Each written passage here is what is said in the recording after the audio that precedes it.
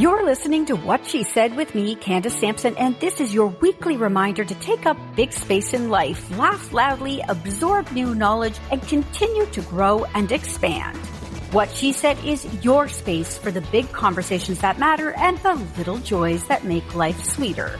This is where empowerment meets self-care and mansplaining has no seat at the table. So grab a coffee, get comfy, and let's jump into it because life's too short not to embrace the good stuff while we tackle the tough stuff. Yeah, you think you're making a deep connection with the drunk girl in the bathroom. Yeah. You think, yeah, or the party. I have had, countless parties at neighbors where their friends have come, and then we've become besties. And then you never see those people again. And you're like, wow. And the next day you're like, oh my God. Yeah. I have so many cringy memories. I also was like a really sloppy, obnoxious drunk. So when I would go to a party, I didn't know where there was no off switch for me. So like I'd go to a New Year's party and I would be that like obnoxious, sloppy, annoying drunk woman still at your house at 3 a.m.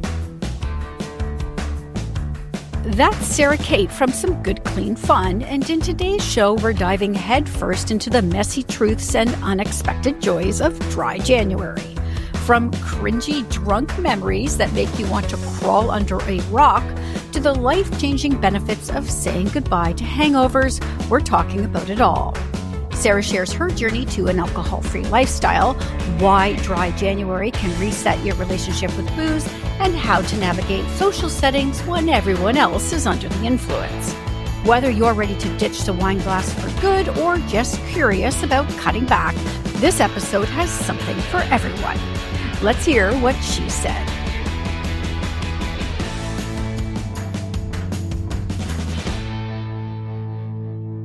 Good morning, Sarah. I feel like we should be whispering right now. Good morning. I think there's a lot of people waking up this morning with a booming headache. Maybe their stomachs are a little upset. They're thinking how they're going to get through this day. Do you remember waking up like that? I do. I remember, a New Year's morning, I would just wonder, what was I thinking last night? Why did I have those extra 5 drinks or whatever it was, right? We all love to celebrate. And the thing that I didn't know until after I sort of gave up alcohol is just that, it is your brain wants more once you have a certain level, right? And when everybody else around you, I'm still whispering, when everybody else around you is like, is drinking too, it's easy to, it's easy for your brain to get caught up in like, it's okay. You forget how you're going to feel in the morning. And then I think New Year's Day was always the worst. I can hear people from here saying, I'm never going to drink again.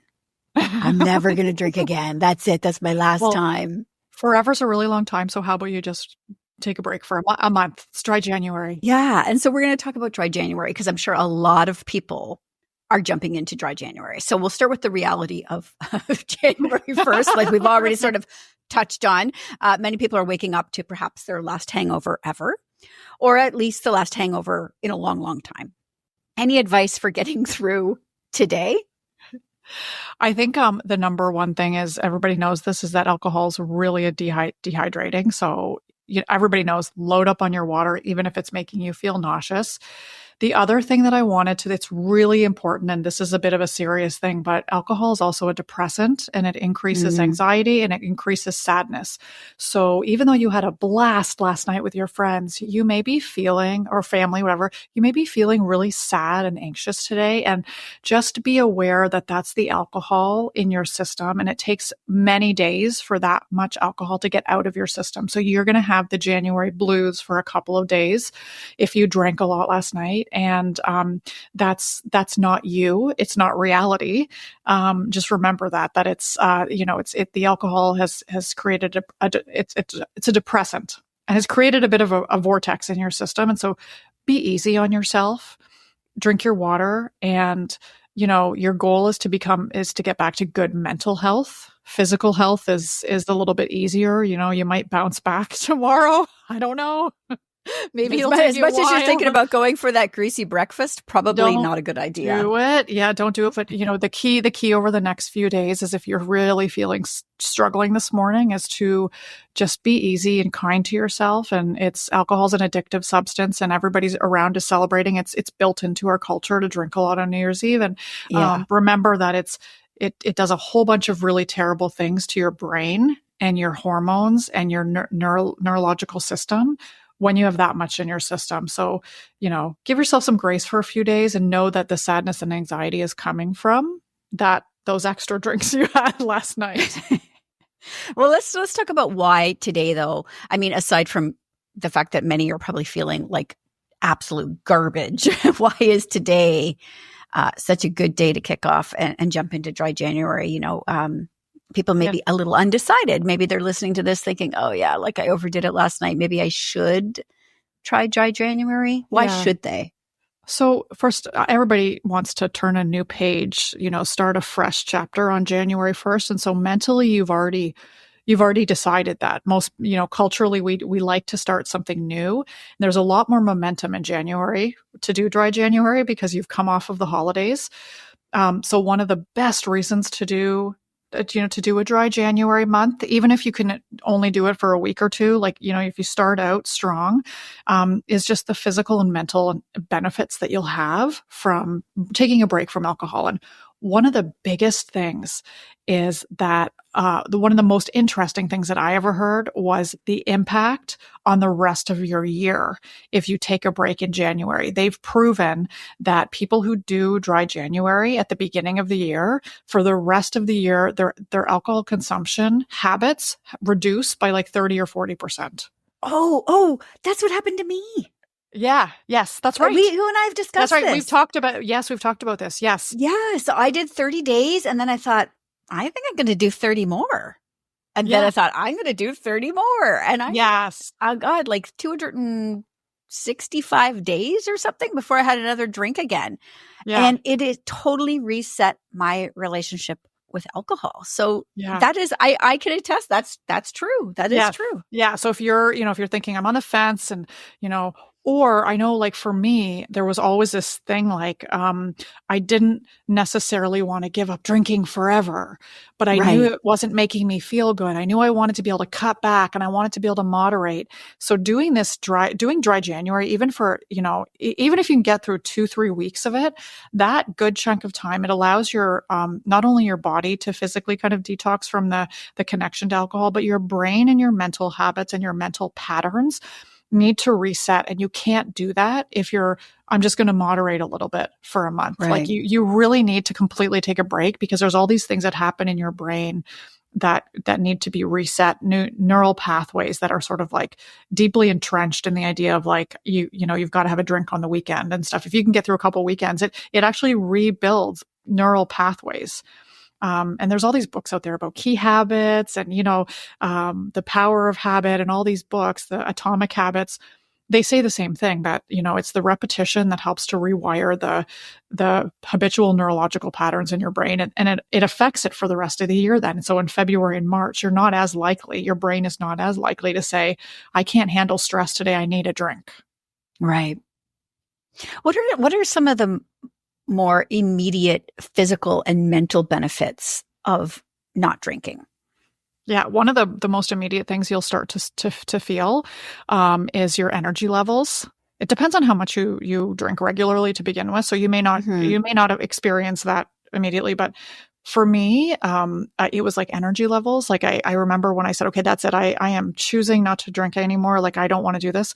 Within the 2 weeks, I ran my fastest split I'd ever run in a tempo run. And then the other thing is you're going to start sleeping. You're going to start sleeping. Yeah, that was huge for me. Huge.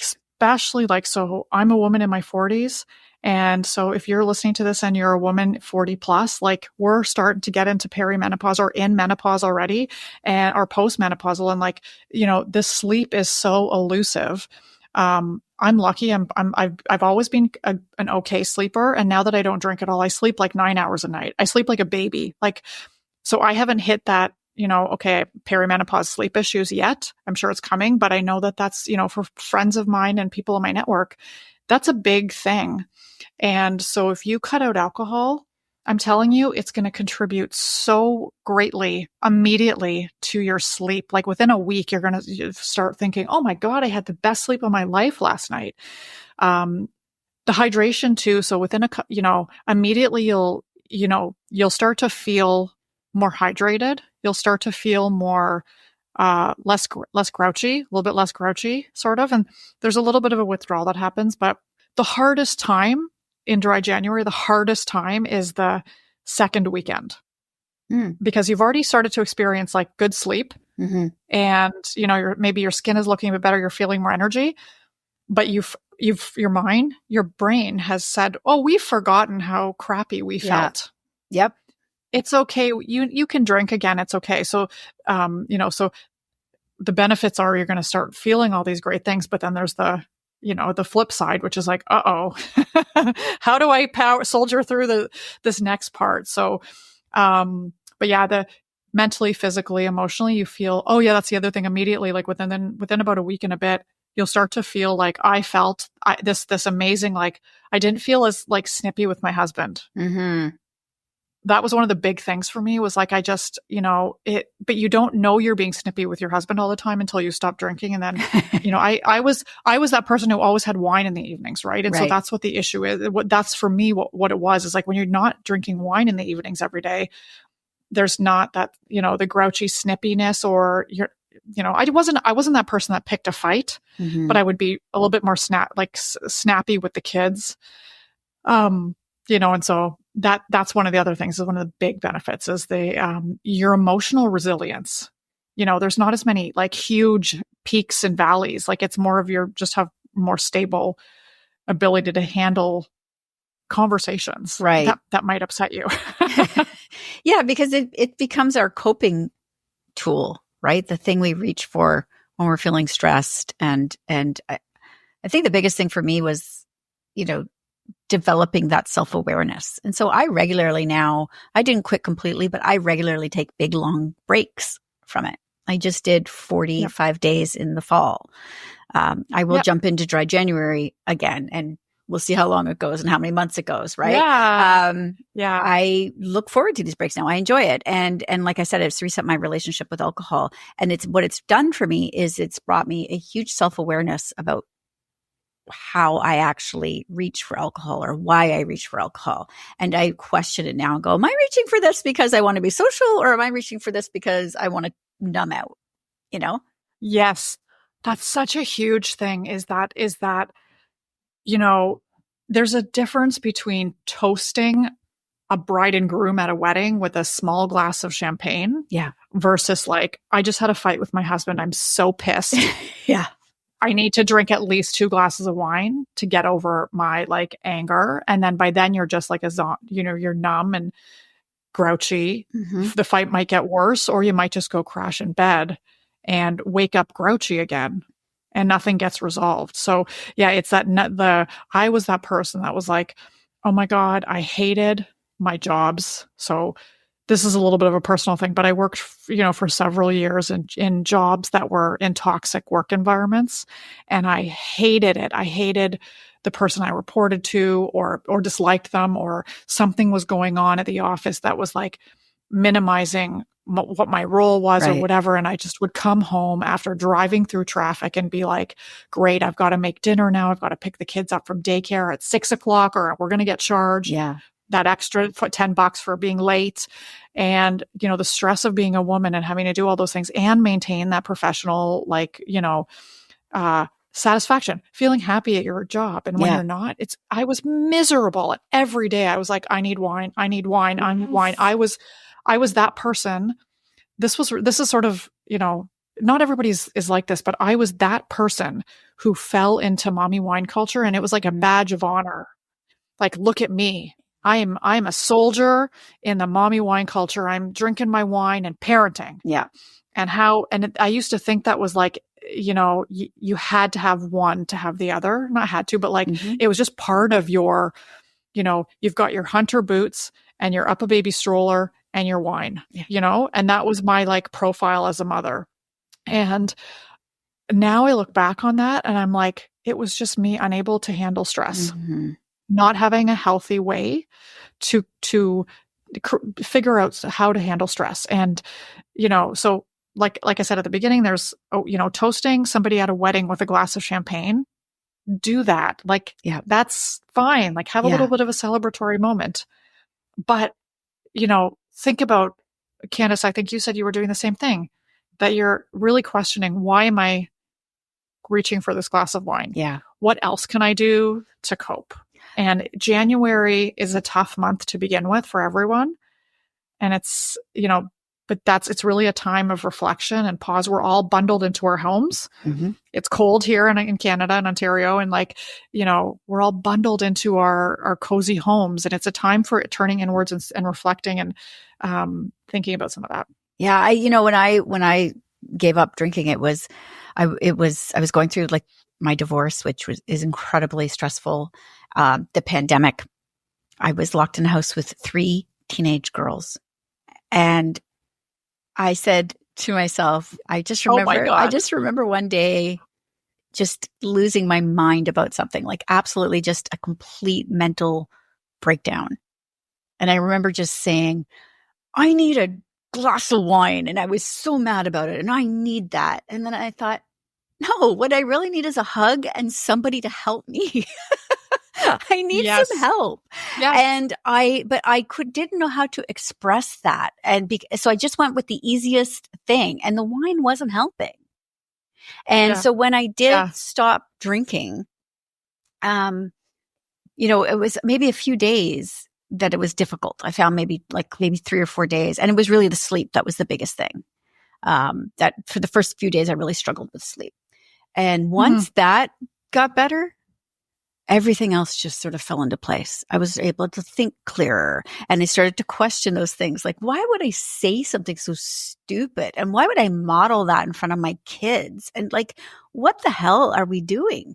And you really just start to question all those things. And so it's such a good exercise in building self-awareness as well. If you just do these 30 days, just these 30 days can make a big difference, I think, in how you view everything. Yeah. And I do want to say, so your kids and my kids too, they're part of a generation. And so, you might say, okay, why, I'm modeling that in front of my kids. And why would I say I need a glass of wine so they could hear me or whatever?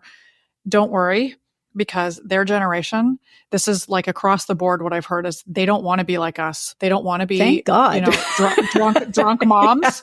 Yeah. They're rebelling against this. I mean, they might be smoking more weed than we ever did. Yes, for sure. That's a whole other issue. Whole other conversation. Yeah. But they see us. Yeah. And they see mommy wine culture as a very cringy thing. They're not going to turn out like us. So even though we're, sometimes I'm like, man, I modeled drinking every day. My kids totally, we talk about it. We talk about it openly, actually, and they understand, the ramifications of all of that. But, just across the board, I've heard is that Gen Z, they're not into drinking at all because they see how messy it is. They see it hurts. I was speaking to a young woman recently who was 22, and she said, it hurts so much when I knew my mom was drunk. It hurt me so much to see that she was drunk. She's like, she's not a drinker. She really never drinks at all because she's like, it's the trauma of our generation that we are drinking too much and being wine moms and the mommy wine culture, that Gen Z is just like, no thanks. Yeah. And this is not to say, by the way, that I think we should be clear on this. This is not to say like, shame on you, shame on you, shame on you. Like give yourself grace here. Give yourself grace. But I think that's what I'm saying is that like, I think that it's okay. Like the younger generation is choosing on their own that they don't want alcohol. And I don't mean to put any judgment on anybody who's drinking at home. Absolutely not. It's just and I do love that we are having these conversations about being sober curious or not drinking or all of those things. Now we seem to be much more open about it and accepting than in the past, where it was you wore a badge of shame if you went to an AA meeting. Which sort of brings me to my next question: is people are listening to this and they might be struggling with, well, am I an alcoholic? Do I need addiction counseling? Or like, how do people know if they can just do these 30 days through sheer willpower, or if they may need a coach or go to an alcohol support group or something like that? Any advice there? This is my favorite question. I love it when people ask me this question because this is really important. I went for years without changing my habits around alcohol because I was so scared that I was going to be labeled an alcoholic. And that is a label that a lot of people they want. There are a lot of people in Alcoholics Anonymous. They like the word sober. They like that they're, I am an alcoholic, and that's how they they move through this journey. That I knew that wasn't me. The most beautiful thing to understand about all of this is that there doesn't have to be a label. Number one, if you aren't comfortable with how much you're drinking, then drink less. Like there's no such, you don't, I thought I was an alcoholic, and there's a huge spectrum. I was what was called a gray area drinker. So I was functioning just fine. My life was fine. My life wasn't melting down, but I was slowly starting to drink more and more because of the addictive nature of alcohol. Right. And couldn't see myself, couldn't figure out how to pull myself back, but I did. And so you could be anywhere on the spectrum, but here's what I always say. If your one glass of wine on a Friday night makes you feel uncomfortable and gross, then that's an okay reason to say, I don't want it anymore. Right. You don't have to have it. Like I'm not going to say, oh, just stop that one glass of wine, but it's that reflection of like, if your level of drinking is upsetting you, it's okay to get help. It's okay to talk to people about it. There's lots of resources out there. You don't have to label yourself as an alcoholic or go to a dusty church basement to a meeting. Right. Alcoholics Anonymous has changed a lot. They've modernized. There's lots of different groups now for women and, urban moms and, that kind of thing. Right. But I think that if you feel, number one, if you feel like you need to talk to somebody, if it's beyond your control, find somebody to talk to. Google, AA near you. Google, sober coach. Go onto Instagram and look up some of that content. So if you do feel like if you are in serious trouble and you're listening to this and you feel like you can't do this on your own, there are so many resources out there for you to help you. Community is going to be a big part of it. So if you are really struggling, you need a community around you who can lift you up and say, you can get through this. But if you're just on the like, okay, I have one or two glasses of wine a night and I don't really like that anymore, then there's lots of books to read. There's communities on Instagram. There's coaching groups that you can just join, for the month of January to help have people around you. So I think that that's the key is that, you have wherever you are in the spectrum or your journey of cutting out alcohol, there are resources for you, and you don't need to hit a certain level of drinks every week to say, I want to stop drinking or cut back. That's a great answer. I like that. That's a good answer. Wherever you are on the spectrum, wherever if you're uncomfortable, if it's one drink or 20 in a week, that's a great answer. I think one of the biggest hurdles though, is telling other people that you're not drinking. I remember telling a friend that I wasn't going to be drinking and she said, okay, see ya. Joking, but not joking. Right? Because I was the drinking buddy. That's hard. Obviously, she didn't leave or whatever, but even the joking felt like maybe not a little bit. Like it would change the dynamics of a relationship. It does. That's hard. It does. Right. Or when you go somewhere and people go, oh, well, why aren't you drinking? Like, how do you handle that sort of prying or those responses from people? Because you and I are having, which I feel is a very enlightened conversation about alcohol. And even though I think a lot of my peers are much more enlightened, there are still a great majority of people out there who think if you're not drinking, you must be an alcoholic. Yeah, I absolutely. And it's hard. It changes the dynamic of close friendships. Friendships have fallen apart over this. I'm not going to sugarcoat this. If you are a drinking buddy with somebody who's a heavy drinker, it changes the dynamic, and the friendship could fall apart. Partially because your choice to put yourself over alcohol or your health over alcohol, you're not doing this intentionally. Nobody does this intentionally, but the other person, it shines a mirror or a spotlight onto their own, uncertainty and concerns about their own habits. And it makes them uncomfortable. So that's one of the biggest things is that like when you say, I'm putting myself first, I have control, and the alcohol doesn't have a hold over me. It can sometimes trigger in other people this like, well, you're no fun. And like the anger, because it's like reflecting back on maybe what their like insecurities are about that. So one of the things I always tell people is like, you don't need to tell anybody.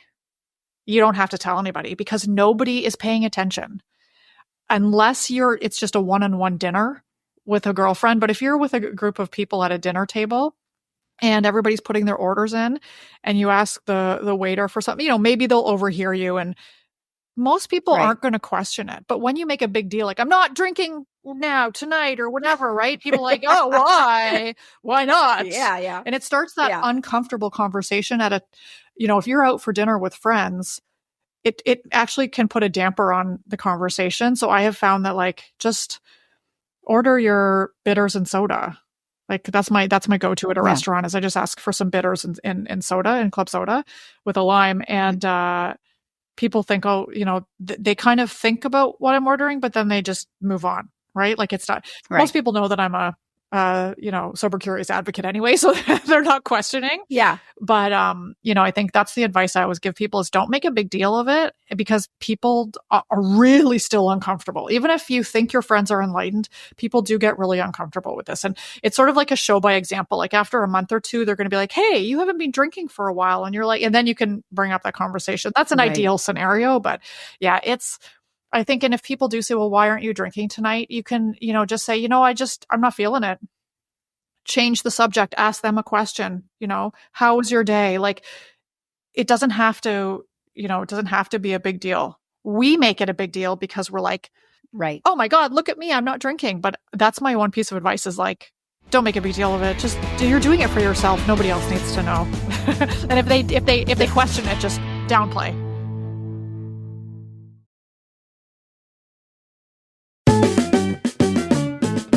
Hi, this is Kate Davis. I'm a comic and a keynote speaker, and this is my podcast, Humor in the C-Suite, where I get to chat with the most prominent business leaders on how they use humor to create an extraordinary work culture. I'm going to ask questions so you can bring your authentic self to work. This podcast will shed some light or a tear of laughter on the influence that humor has in the corporate environment. So join me and a guest every week for Humor in the C-Suite. Join Kate Davis for Humor in the C-Suite on Apple Podcasts, Spotify, Amazon Music, or at katedavis.ca/podcast.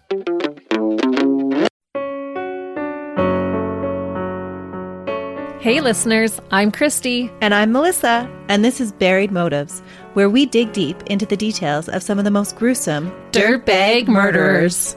She said she enjoyed hurting things that can't fight back. Like if you were only to look at what she did later on and not know any of that history, she would appear like off the wall crazy. Oh, 100%. She struck him on the back of his head with a frying pan, almost killing him, and was hospitalized for a severely fractured skull. She fractured his skull. Wow. So the movie Tangled was right. Frying pans are dangerous. They are. He feels like he is totally justified in the murder that he commits. Even after he's convicted, he feels justified. Oh yeah, to this day. That's a confident dirtbag right there. That's right. He believes that his victim had it coming. Join us each Thursday as we unearth the dirtbags that live among us. And the motives buried there. Hope you join us as we exhume the truth. I'm Jeff Woods, and I'm shining a light on music and the rock stars who make it. He just was one of those people, he stood out. He was a magic guy. He really was a magic guy. We all have faults. He had the same amount of faults as we all have. This was before Led Zeppelin. Robert was full on. I mean, he was Led Zeppelin without the band behind him. He had the hair, the jeans, the whole thing, and he was amazing. The Records and Rockstars podcast, heard around the world and yours to hear wherever you get podcasts. All the episodes from jeffwoodsradio.com.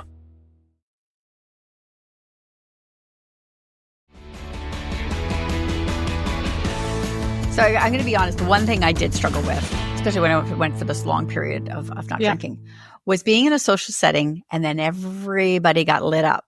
They were all drinking, they were all, getting silly and getting crazy. And there is nothing worse than being the sober person in a room full of drunks. Yeah. Right? Yeah. And it's challenging. So Any tips for Yeah. dealing with that? I mean, do you excuse yourself? Like, Yeah. I mean, I just found that I would go home early, but then I felt like I had been robbed of some sort of fun or something. It was a bit of a mental game. It is a I mental had to play game with myself on that Yeah, one. it is a mental game. There's literally nothing that makes it any easier to be the only one not drinking in a room full of people who are really, really drunk. I call it the Irish exit. You just leave without any, like, I think you're saying Irish goodbye. Irish goodbye, like just leave. Don't tell anybody you're leaving. And then they don't even know you're gone. And maybe people will think, well, that's sad. They're drunk. They don't care. The other thing too is that you're not robbing yourself of the next morning. They are. Yeah. So this is what I always think. Okay, they're having so much fun now after I've left and they're all like drinking and crazy, but I'm getting up and I'm not wasting my day. I'm spending time with my kids. And I'm not trying to flex, guys. This is not a flex. No. This is just like the most beautiful thing about not drinking is waking up on Sunday mornings after 4 years. When I wake up on a Sunday morning and it's 8:00 and I go for a run or I go for a walk and have a coffee on my porch, especially when it's nice weather, walk my dogs, talk to my kids, I'm like, it's so delicious. So it's like that you're kind of trading one thing in for another. And yeah, we can't sugarcoat that. You feel like you're always going to feel like you're missing out, but those people aren't going to remember anything and you wouldn't have remembered it anyway.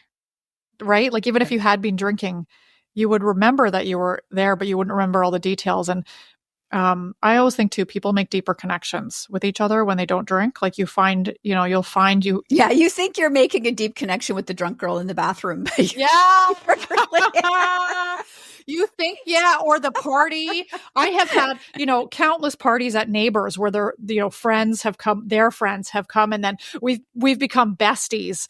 And then you never see those people again. And you're like, wow. And the next day you're like, oh my God. Yeah. I have so many cringy memories. I also was like a really sloppy, obnoxious drunk. So not at home when I was just drinking wine here and there, but like when I would go to a party, I didn't know where there was no off switch for me. So like I'd go to a New Year's party and I would be that like obnoxious, sloppy, annoying drunk woman still at your house at 3 a.m. Drinking the last of your, Maker's Mark whiskey or whatever, like, cringe, really cringe. Anyway, I think so. The advice is that try not to feel too sorry for yourself, make an Irish exit and, really play the tape forward and remember that you're not robbing yourself of the next morning. Like time is so precious. This is our one chance on earth, our one life on earth. And I just was like, I don't want to spend any more of that time feeling like garbage. Let's talk about mocktails. Yeah. A little bit, because this is your specialty. Yes, you love mocktails. I do. I'm going to tell you what drives me crazy in restaurants, though, is when the mocktails are the same price as the alcohol. Oh yeah, I know. On the menu, I'm sorry, but I cannot even wrap my head around spending that money. So I'll just get a water or a soda, as you mentioned. Yeah. But for at home, for people who would like to have mocktails at home, what are your favorites right now? What are your must tries? Oh my gosh, I should have prepared for this question and I didn't. But okay, so here's the thing that I really love. Everybody loves margaritas, right? Who doesn't love a margarita? So there's a company out of California called Free Spirits, and they make an incredible non-alcoholic tequila. Like, I mean, you can make a scratch margarita and it's easy. If you make margaritas at home regularly, then you've got a shaker, you've got a way to shake. So you've got to, shake up your margarita, whatever. That is, I think, my, all summer long, I was making, variations on margaritas, adding a little bit of passion fruit juice or something, a little bit of mango juice, a spicy jalapeno, whatever. So I think that's the easiest thing, I think, and the most satisfying, because people love margaritas on Taco Tuesday, right? And does it taste like a tequila? It does. Base margarita? It does. See, for me, because I think, like non-alcoholic wine, for example, I think, would I have a glass of non-alcoholic wine? Not likely, because I don't know that I love the taste of wine enough. Yeah. I like the alcohol of wine does, but the taste, I'm not so much. Yeah. But a margarita, I actually enjoy that taste. Yeah. And so if I couldn't taste the tequila You can. flavor, I suppose, You can. in it. I would think this is just lime juice. No, you can taste it. So on my website, and after we're finished recording, I'll send you the link so you can share it with listeners. Yeah. I have my scratch margarita recipe there, and Perfect. it's shocking. I've given it to other people to try, and they're like, "Whoa, this is like exactly like the real thing." So, I think that's the thing that when it's warmer, those are the things that I go to for January.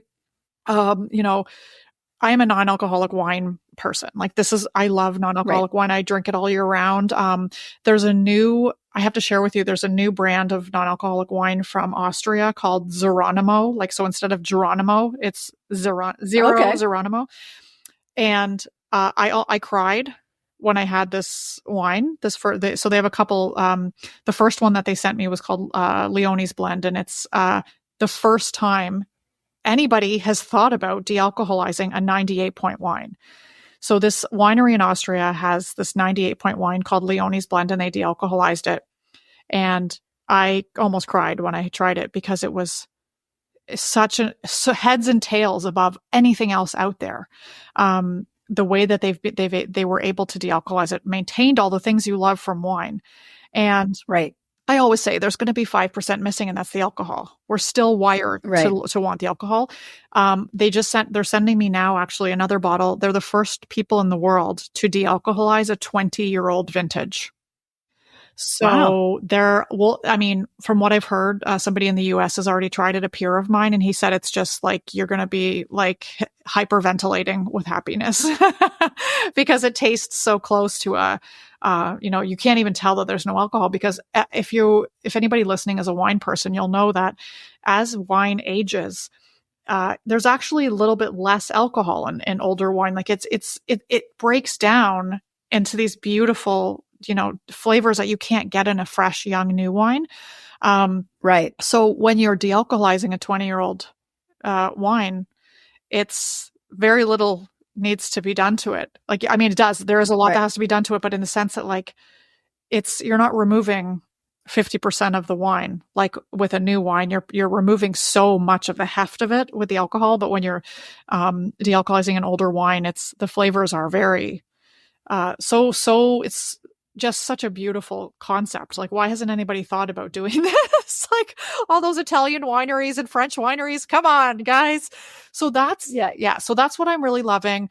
But here's my other piece of advice too. Geronimo is really expensive, and you have to be a wine person to really love it. But I'm sharing that because that's what my passion. I just love it.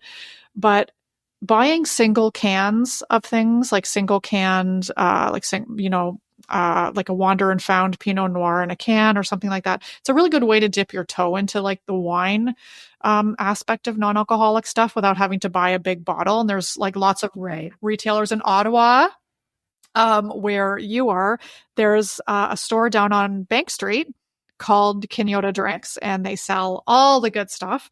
In Toronto, there's 3 or 4 bottle shops now that sell the stuff. So Odd Bird is another non-alcoholic sparkling wine that I love, and they sell it in small cans also, and that's a good one for just testing out some non-alcoholic sparkling wine. The one thing I want to just say is most canned mocktails, not wine, are very, very high in sugar. So good to know. If you're cutting back alcohol in January, but then guzzling sugar, it's kind of like counterintuitive to like the whole health aspect of it. So that's why I say try and make something at home. Buy 1 bottle of a non-alcoholic gin. Sobri is a Canadian brand, Sobrii. They make a great non-alcoholic gin. Buy a bottle of Sobri, make a gin and tonic. It's the easiest thing. Buy a bottle of the tequila, non-alcoholic tequila, and make a margarita, like a simple margarita. That's way lower in sugar than if you're buying a canned mocktail. But I don't want to say don't buy them. Try it if you like it. There's some good ones out there if you want it as a dessert, perhaps. But yeah, those are kind of the sort of my couple go-tos. And Canadians also make really great non-alcoholic beer. So if you're a beer girly or into beer, definitely look for Canadian non-alcoholic beer because we make some pretty good stuff. I want to talk about tools people can use. Like when I stopped drinking, I used an app called NoMo. Basically free app you just put on your phone, and it sort of tracks the days, keeps track of it. And it's nice to know because you go, oh, it's been 3 days. It's been 30 days, 40 days. Any tools or resources you recommend to help people stay on track during dry January? Yes. There's a really great tool called Sunnyside. And Sunnyside is a mindful drinking app. And so some of the apps that are out there are really geared towards like, I want to get sober. I want to get sober. I don't want to ever drink again. Sunnyside is really more about like, it's a drink tracker, but it's a community. It also texts you, hey, just doing a daily check-in with you. So it's an AI tool that is like your friend checking in with you. And you can say like, it says like, did you reach your goals today? And, or whatever, you can set it up to ask you whatever you want. But, it's a really cool tool that people can use. Just, it doesn't say, it's not a tool that's going to say, don't ever drink again. It's a tool that's going to, it's a drink tracker. But at the beginning of the week, you set your goal. So in January, you can set your goal for, I don't want to drink. I want to have 0 drinks every week. But in February, you can say, I want to only have 2 drinks per week. And you set those goals at the beginning of every week on the app. And so my funny thing, I did a drink tracker too. This was way, way back. I don't know what it was called, but I always think it's funny that like you always pretty much know how much you're drinking. Like you don't really need a drink tracker. So it's more of a mental tool to be accountable to something. So if you need some accountability, if you don't want to tell your husband or your friends that you're not drinking, but you want to be accountable to something, an app is a good way to do that. So Sunnyside is one of the ones that a lot of people use that app. The other tools are books and podcasts. So I was in a bit of a different situation. I knew I didn't want to be mindful. I was like, I'm done. Like, I really don't want to drink anymore. I felt disgusting about how much I was drinking. So I listened to a lot of podcasts, and I read a lot of books about what alcohol does to you and the mental aspects of it. And, but one of the books that I read that I think is applicable to this conversation, and it was written a long time ago, but it's such a classic. It's called Sober Lush.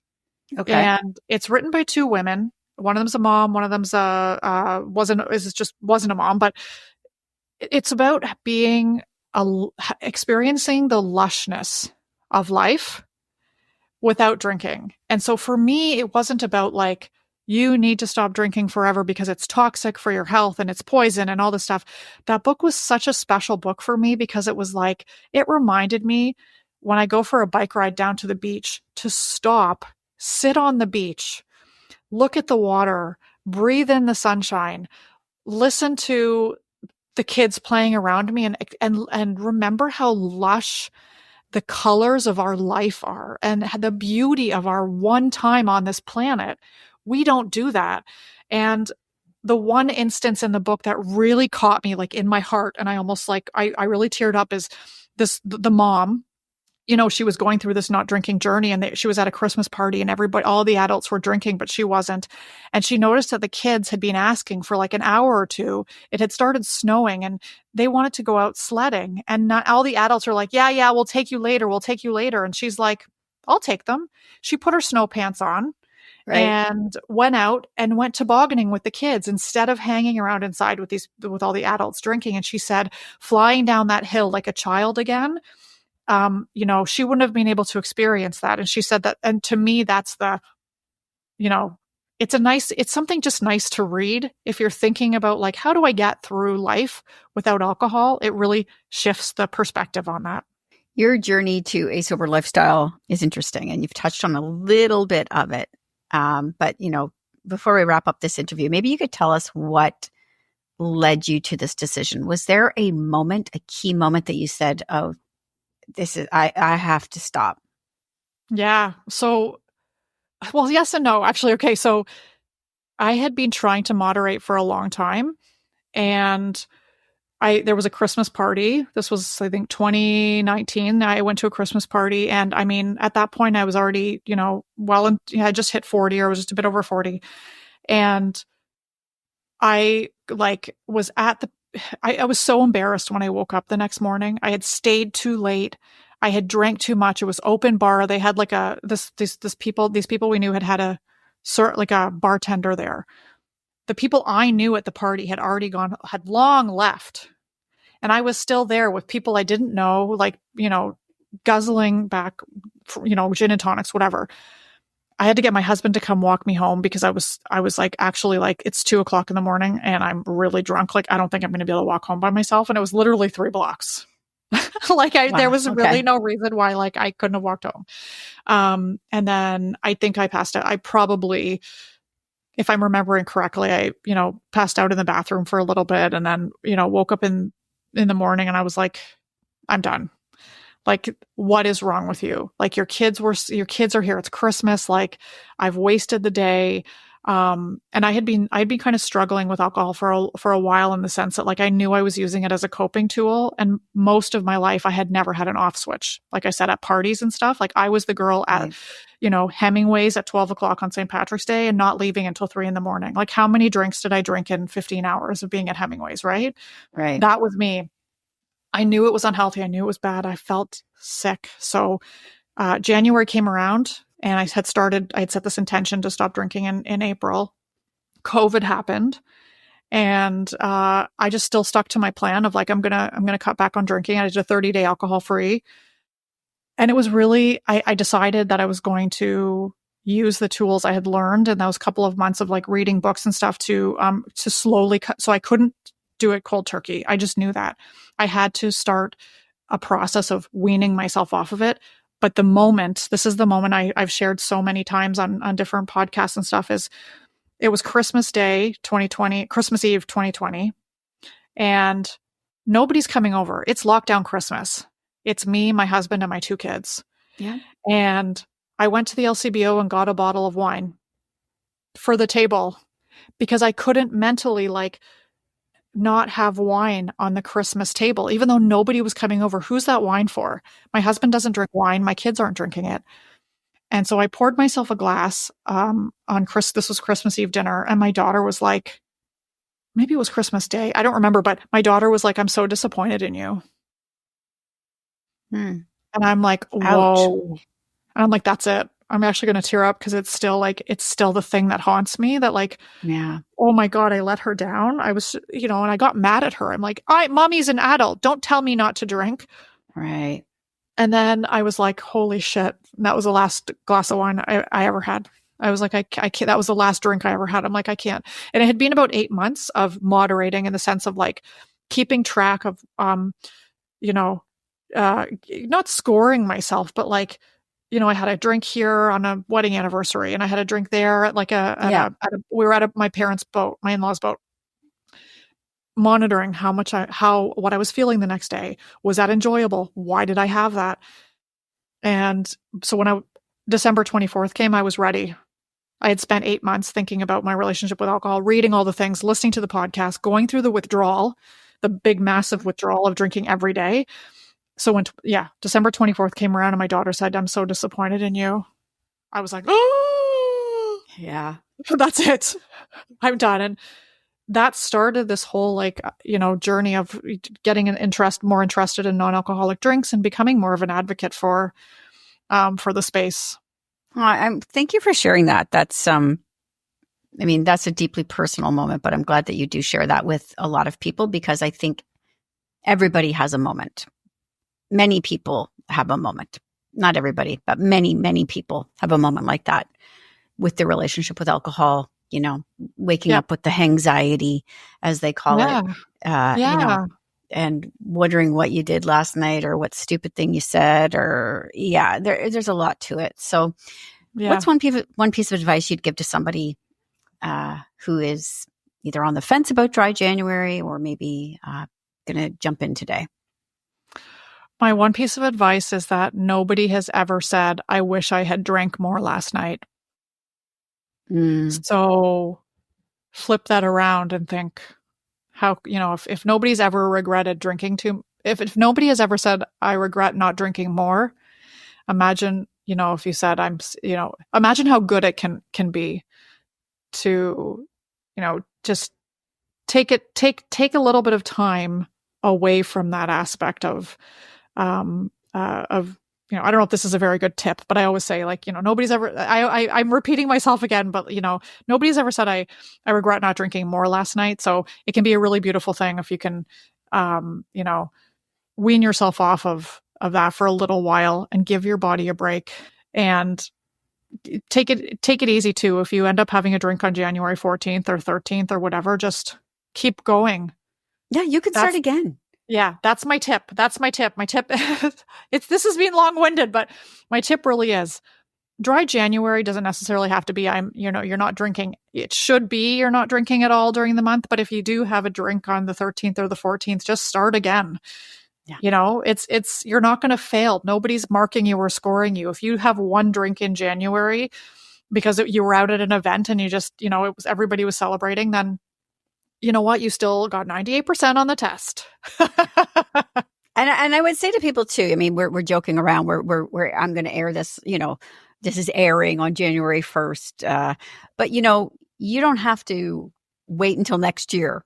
If you've missed this window, if you're listening on January 15th or, March 3rd or something, you can start today. You can start anytime. Absolutely.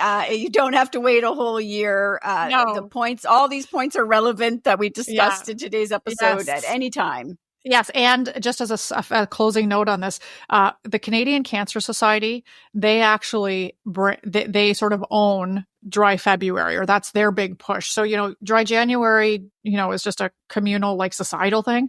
Canadian Cancer Society, they actually do a big push in February because there's a huge tie between alcohol and cancer. So if you feel it in your heart to support the Canadian Cancer Society in dry February, then do dry February and raise some money for them. You don't have to wait. There's also dry July and sober October. So, there's always some sort of like thing you can join in. Or I stopped drinking this year on October 12th. I don't know why, just October 12th. And I went for 45 days before I had another drink again. So you can just choose a day. It doesn't matter. Yeah. Nobody's going to, say, oh, you did it wrong. So exactly. Pick a day. Yeah. And there's you could even just say, I'm not going to, anytime during the year, this week, I'm going to take a break, right? If you're really feeling like I'm feeling gross about that glass of wine or two I had on Saturday night, just like, just try, just do it. And sometimes it's not that easy, but it's something you could do all year round, not just January. Absolutely. It's a great way to just create a space and awareness around your relationship with alcohol. Yes. So Sarah, where can people connect with you? Learn more about your work, obviously, and your resources and how, they can keep up with all that you're doing. Yeah. So somegoodcleanfun.com is the website, and that's where all the mocktail resources are and the non-alcoholic wine reviews. And then there's two places on Instagram. So Some Good Clean Fun is the Instagram handle for, the things that are on the website. And then my more personal account is at Make It Non-Alcoholic. And I've slowly started to talk a little bit more about midlife and perimenopause and how the connection to alcohol there. So if you're interested in following my, raising teenagers and being an alcohol-free lifestyle advocate, then I'm at Make It Non-Alcoholic over there. All right. Fantastic. Thank you so much for joining me today. And we'll just say to all the listeners, go back to bed now. Yeah, go back to bed. And thank you. Thank you so much for having me, Candace, and Happy New Year to everyone. If you enjoyed today's episode, please take a moment to share it with someone who'd love it too. And don't forget to hit subscribe to What She Said with me, Candace Sampson, on your favorite podcast app. It's the easiest way to stay connected. Want more? Sign up for my newsletter at whatshesaidtalk.com to get all the latest updates, and let's keep the conversation going on social. You can find What She Said on Facebook and Instagram, and you'll find me on Threads, TikTok, and Blue Sky at Candace Said. Thanks for listening, and I'll see you next week. Produced and distributed by the Sound Off Media Company. Hi, this is Kate Davis. I'm a comic and a keynote speaker, and this is my podcast, Humor in the C-Suite, where I get to chat with the most prominent business leaders on how they use humor to create an extraordinary work culture. I'm going to ask questions so you can bring your authentic self to work. This podcast will shed some light or a tear of laughter on the influence that humor has in the corporate environment. So join me and a guest every week for Humor in the C-Suite. Join Kate Davis for Humor in the C-Suite on Apple Podcasts, Spotify, Amazon Music, or at katedavis.ca/podcast. Do you enjoy talking about radio? If so, you'll enjoy my podcast, Talking About Radio. This is host John Leslie, and each week we talk with the top radio professionals from around the world. Talking About Radio is available wherever you get your podcasts or in any search engine. You're about to hear one of the most fascinating podcasts available on the internet today. Host John Leslie and his dynamic guests are talking about radio. John Leslie.